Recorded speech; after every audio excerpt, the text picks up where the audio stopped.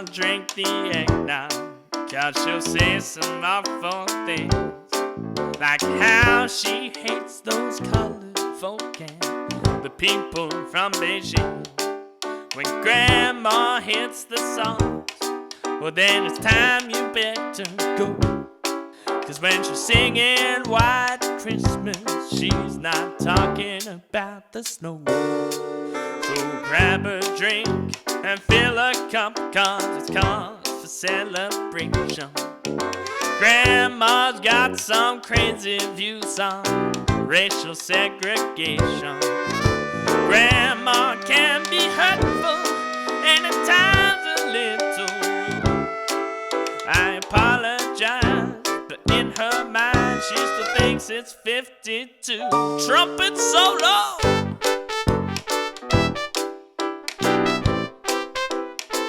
Yeah, man.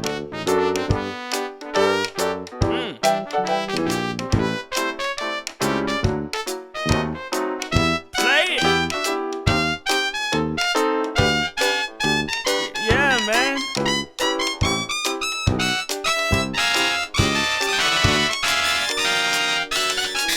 If Grandma gets too rowdy, let's make sure that we'll sedate her. We can ring in the new year as the ambos come to take her. She won't struggle or complain, and she won't put up a fight. And she will be content with the fact that the nurses are all white.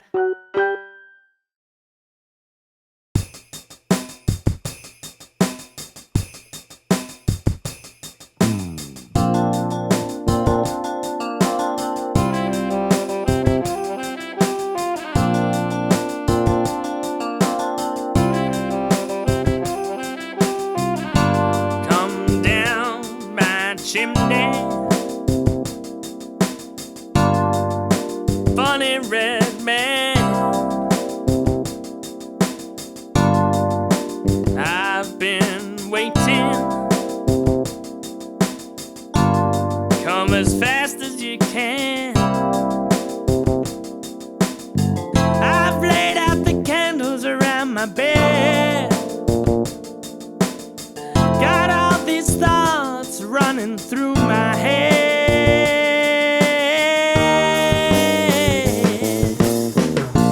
knowing you're coming at Christmas time.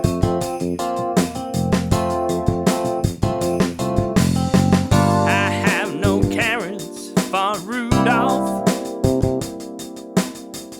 The only carrot I have is for you, Dolph. Let's not tell anyone, they might think we're weird. Hold on just a second, let me pick that from your beard. You know what I want, this moment we will share. I'll try not to get my Christmas joy in your silver hair. Now that I'm coming at Christmas time, look above, see the mistletoe, now cover me in your Christmas snow. Ah, yeah, Santa! Santa, Santa, Santa, Santa!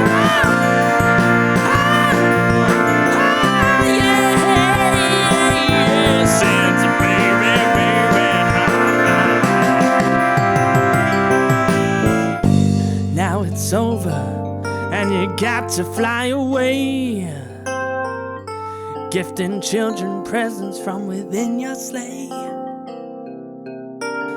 See you next year, I'll catch you if I can. You'll always be my funny red man.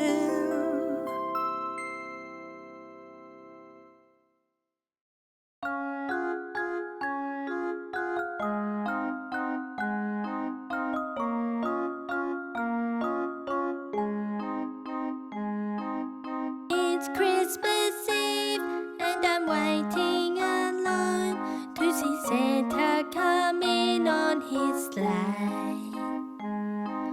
What will he bring me for Christmas this year?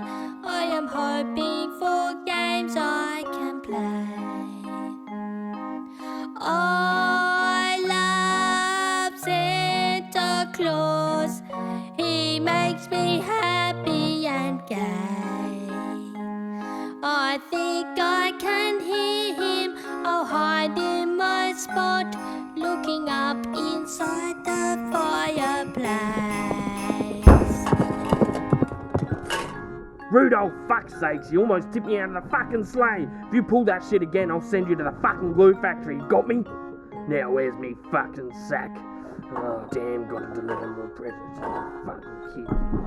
Back hurts. Gotta get in this fucking chimney.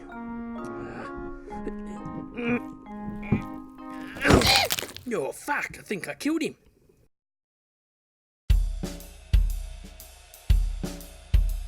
The year was 1990, and I was on the phone with the executive producer of the movie Home Alone. He was trying to tell me about his stellar plan. He said that John Hughes knew me and that he was a fan.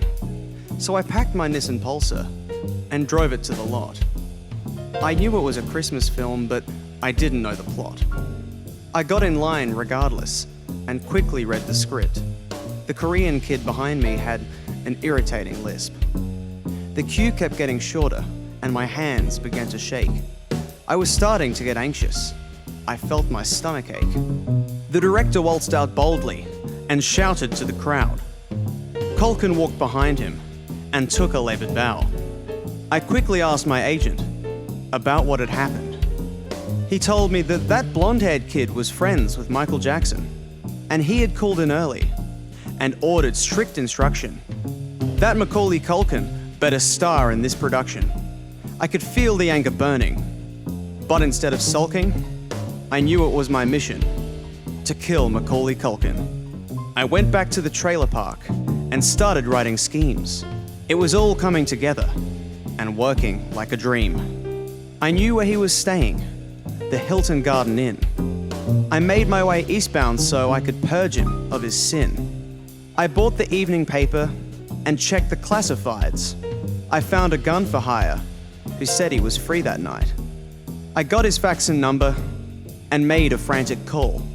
I made a few arrangements so that he could wreck the halls. He acted very professional, and I knew he was a skilled marksman. Too bad he had a pretty bad case of early onset Parkinson's. He told me not to worry. It wasn't a big deal. Every time he aimed his gun, he always aimed to kill. He sat upon the rooftop and waited for my cue. He aligned his reticle and, without pause, I yelled, "Shoot." He pulled upon the trigger, but the stupid bastard misfired. He hit an unarmed black man, which kicked off the LA riots.